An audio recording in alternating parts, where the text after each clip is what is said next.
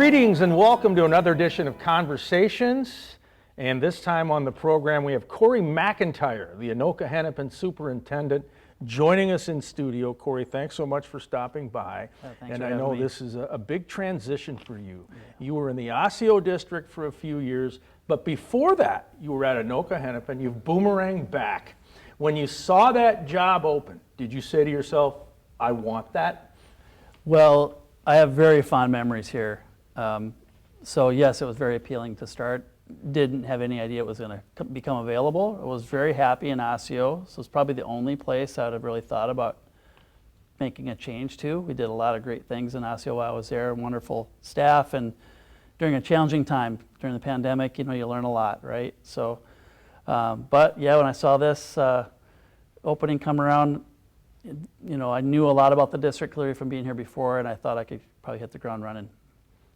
Is the pandemic really in the rearview mirror from a scholastic point of view? No, we're still dealing with not only academic, like reading and math lags, but mental health and well-being. We've really realized we got to make sure we're taking care of everybody from a real holistic perspective. When people are healthier, they just perform better.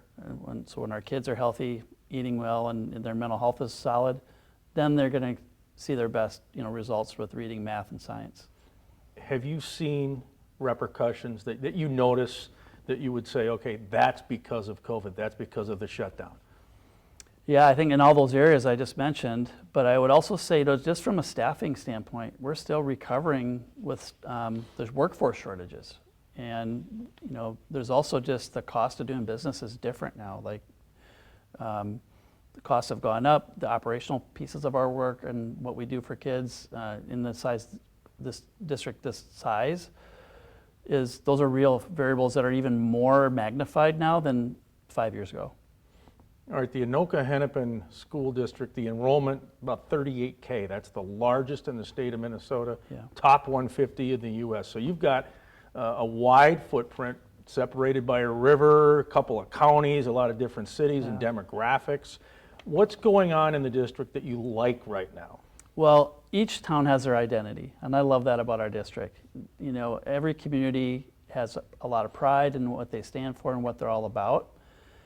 Our job, so how do we make that feel like one district? Everything you just said, multiple counties and geographic challenges in our just geographic spread. So, this year we're talking a lot about the power of purpose, like why do we do what we do? And I think that resonates in the community, kind of getting back to what's at the core of our purpose in educating kids. But there are, things that we are neighbors to Osseo, for example. We're neighbors to other districts, and we do see families they want choice. So they're willing to move, in and out of a district, right, because of our boundaries. So we are trying to work really hard at what's the value in Osseo versus Anoka-Hennepin, and why come to Anoka-Hennepin for what our programs and offerings look like. Because of our size, we can offer a broad range of academic, extracurricular, athletic, music options, a lot of a range of things to be involved in, and I think that's a huge selling point for us. What's Cory McIntyre's definition of student success? I mean, we hear that phrase a lot, but what's that mean to you? Yeah, well, I always think of when our students graduate and they go off to do whatever it is they want to do, and they're excellent at it, then we've prepared them well, right? Give them choices, give them different pathways. It's clearly academics. It's clearly kind of that mental health approach. Are our students healthy?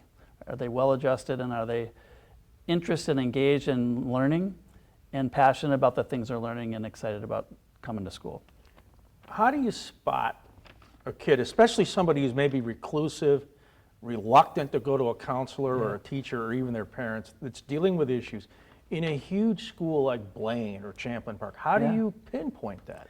Well, it takes every adult in the building. I was just meeting with the child nutrition workers this morning, and that's a good example. They do more than just serve a meal. They're there to make connections with kids. They can have an impact every day just by saying hello. It's those little moments that make a difference. So the power of human connection is real, and just make that real simple in everything we do. We have 7,000 employees, And my expectation and my challenge to them is work hard to make connections with kids. Be that one adult that they might need that day that saw something, said something to them that mattered, right? Because it really can be just something really small that can make the world a difference. Declining test scores. I know that's an issue. I'm sure you want to get that thing reversed. According to the Minnesota State Report Card, the scores have dropped in recent years, probably some related to the pandemic. So you go back to 2018, across the district, 64% of students were meeting math standards. Last year, it plummets to 52%. Reading, it drops from 65 to 55%. In science, the scores go down from 61 to 43.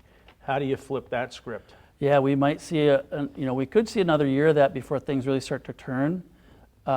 We talk a lot about how we're doubling down on instruction. If we can take care of some of the other basic needs and that, like I said earlier, position kids to be at their best learning as far as how they show up to school, then we can, and with the state's help, we're doubling down on reading, literacy. There's a massive effort statewide to really focus on the science of reading. That holds up with math and science, right? So, what you just described as a national experience, statewide experience here, it's not an excuse at all, and we are trying to peel back that onion on what do we need to do. And what I've been sharing with our staff, it's kind of three simple things. How do we capture our students' attention in their learning and engage them? How do we inspire them? And then how do we teach them, right? So if we can just keep at the core and position our teachers to be at their best selves as far as their teaching, and then how do we measure success as we go? So it's not at the end of a trimester or something like that.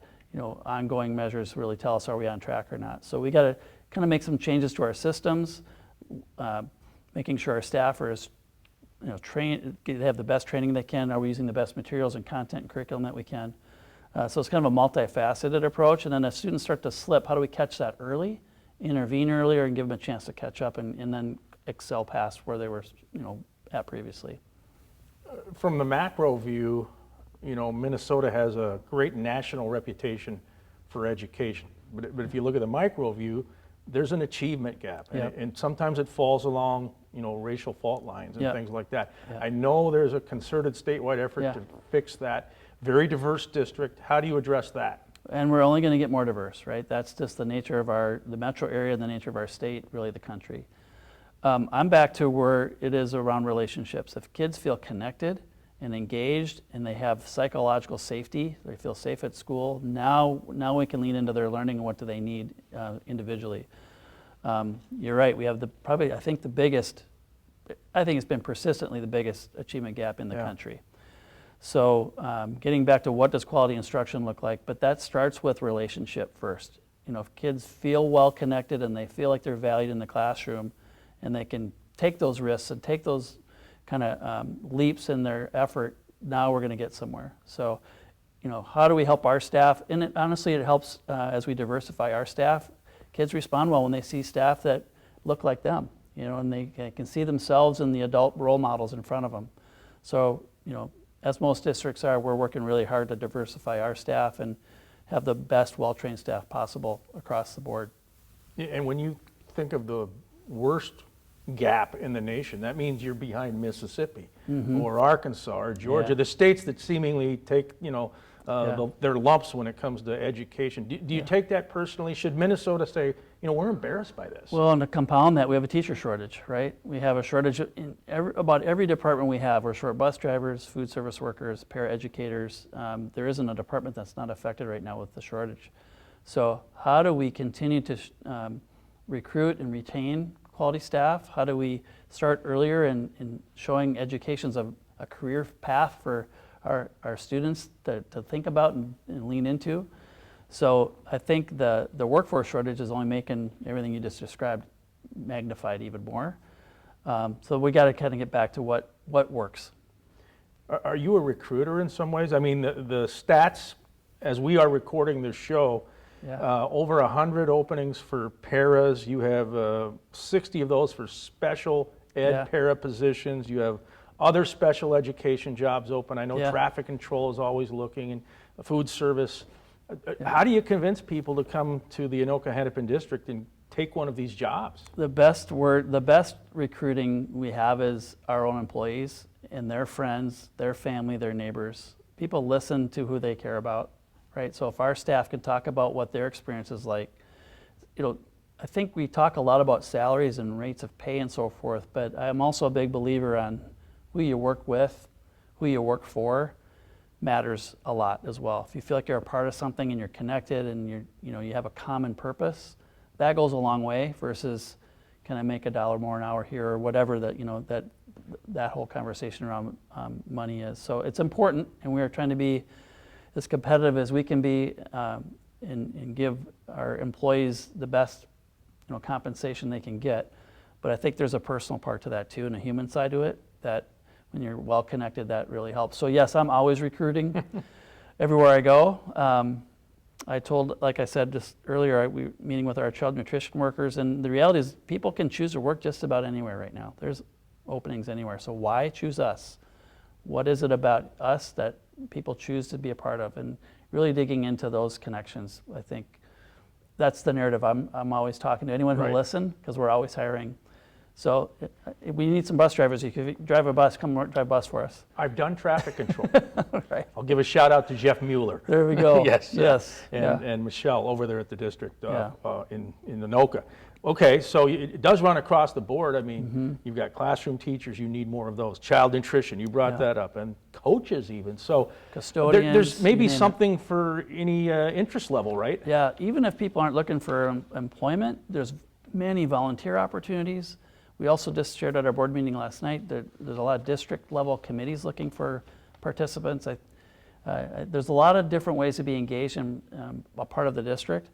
But right now it's our workforce issues. So like I had mentioned earlier, custodians, our food service workers, there's just about every department that's needing, that has openings. So, and that our story is not unique. When I talk to other superintendents in other districts, it's the same story. So we're all kind of competing for a finite pool of candidates, and we're really looking at how do we grow our own? Yeah. How do we tap into those in our neighborhoods and our communities that maybe live near and around our schools.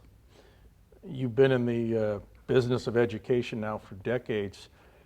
We're in a unique spot now with all the techno advancements with Instagram, Snapchat, TikTok.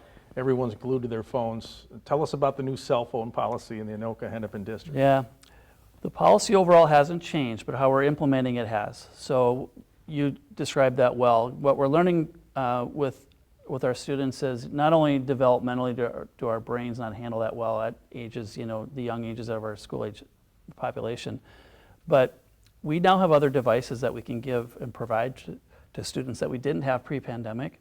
So pretty much everyone has a district issued device that helps with the school side. So now the phones have turned into more and more of a distraction. And when we're all about safe and welcoming learning environments, social media can be a distraction. We're really trying to be thoughtful about bullying and harassment and the kinds of posting and things that can come with a cell phone that tend to disrupt classrooms. So we've asked them to turn them off, store them away during instructional time so that they can truly be engaged in the learning with the teacher that's in front of them. I know it feels different because we're all, me included, we're pretty addicted to our phones and we use them for so many things. I have 3 high school daughters. I know what it's like myself. But we also got to chip away at how do we get to those better results you were asking about earlier. And that starts with this engagement and how do we make sure kids are really fully present and not having their minds spinning on something else that's either going to happen or has happened or is happening in the moment. I know families have been a little concerned, well, how do I reach my child when I need to? Yeah. One of our principals said, hey, we're 100% on that. You call our school, we know where your kid's at, we will get through to them and get them the message you need us to get to them. So just as it's been in the past, you have access to your child. It's just in a different way than through their cell phone during those instructional times. But it'll be a shift, right? So hopefully parents understand and can see we're trying to eliminate those distractions. I think the common ground is parents want us to do better with results. Yeah. It's one of the tools we can use. Yeah, it should help with focus, I would think. Yeah, we hope so too. School safety. It's a national issue. There have been countless tragedies. Yeah. Your viewpoint on that, I know you can't just enter the school grounds as a parent or a visitor. You need a license. You're going to get a check down. But how can you make it safer in a world or a country where there's a lot of access to guns? Yeah, when you ask about safety, I think all of our minds go to the physical safety around buildings and entrances and those kind of security measures. The evidence and research is very clear, though, for the biggest prevention, suicide prevention, violence prevention effort is connection and relationships. When kids feel connected, they're less likely to do those kind of dangerous things that we read about. You know, the gun violence, it feels like that's a daily news story, right? So we've done a lot of things to secure our buildings, you know, exterior and the physical plants of our buildings. But on top of that, it's the psychological safety that we're trying to continually lean into. And that's back to what I was saying before about the power of relationship and connection. When kids have an adult they can go to, if they see something that doesn't look quite right or doesn't feel quite right, and they think, oh, I can go to their teacher or someone and share that, the eyes and ears of every student and every staff member is our most powerful security measure, right? So no matter how much we put into the physical plants, we need the ability to say something when we see something. So that's a message we're constantly promoting, along with just, you know, it's kind of expanded out. We saw, you know, last fall with different violence at outdoor sporting events like football games and things like that. So we have partners. We have our local law enforcement partners that help with that, and just continually asking what security measures can we increase. So it is our number one priority. But that's the first thing we do, is making sure our facilities are safe. I know last year, one of my kids at Champlain Park, I get the email, text, voicemail blast, school's on lockdown. And, you know, of course, you're wondering what the heck's going on. Is the school's policy or the district, are they going to say we're going to overreact and be overly cautious every time just in case? Because that turned out to be really not a lot. Yeah, we're always going to err on the side of caution, right? And I'd rather make that decision to keep kids safe than wish we would have done it and then have something tragic happen.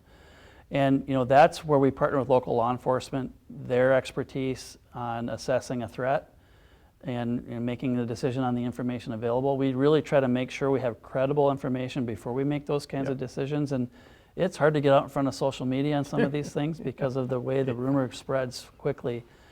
And that's part of the reason why we're not always able to be right out front, because we're trying to determine, is it credible? And do we disrupt the school day in that kind of experience you had? That's very disruptive, very traumatic for many, right?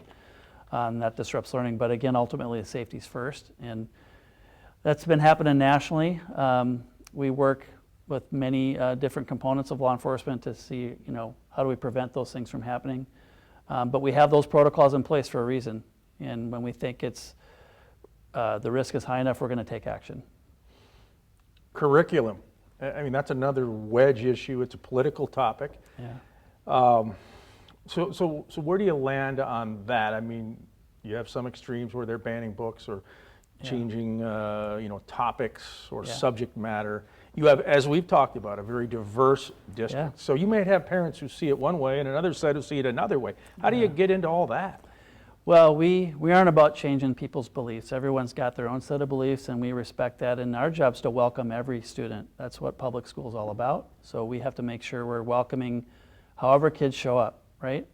And when it comes to curriculum, we definitely believe that when kids can see themselves in the material, they're gonna learn and lean into that a bit more. And ultimately, that's going to help us get better results. So.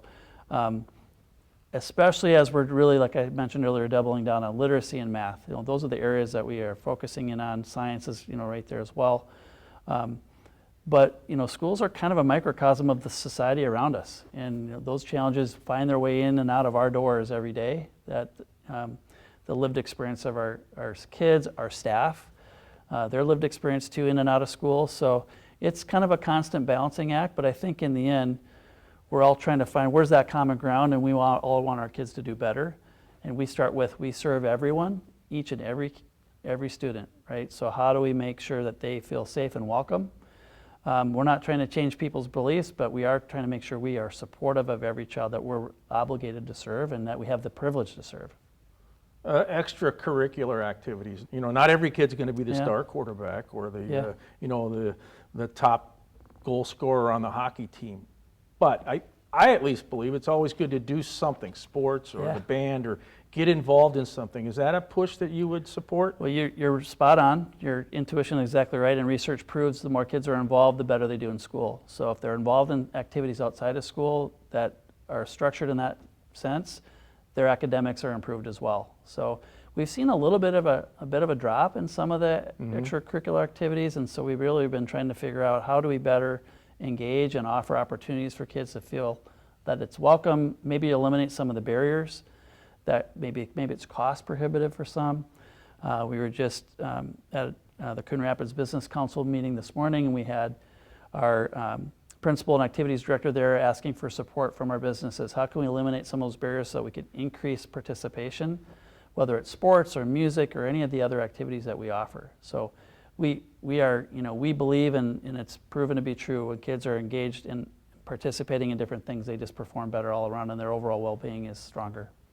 And before I let you go, there are some low-income students in the district, and I want to make sure we're clear. No kid's going to be turned away if they need a meal, and if that kid wants to play basketball, football, hockey, or get into the band, you're going to find a way to make it happen. Am I right on that? Absolutely. We have a sliding scale for a lot of those fees that you might be thinking of first of all, and then maybe if it comes to equipment or things needed to participate, we have, like this morning, finding ways to help offset the cost of some of those things so that we can eliminate those barriers because we want kids involved.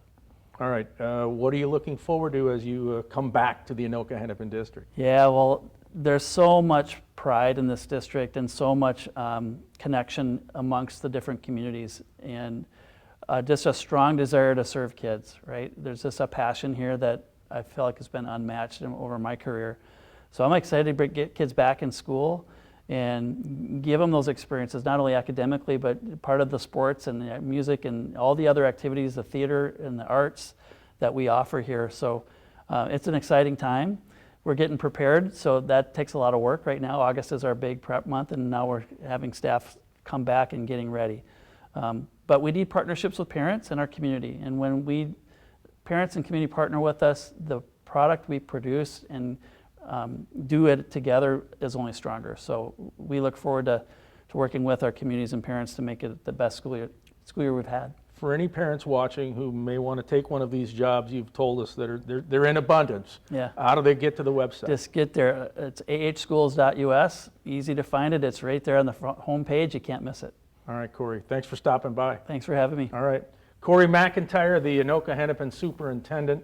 This has been Conversations here on North Metro TV.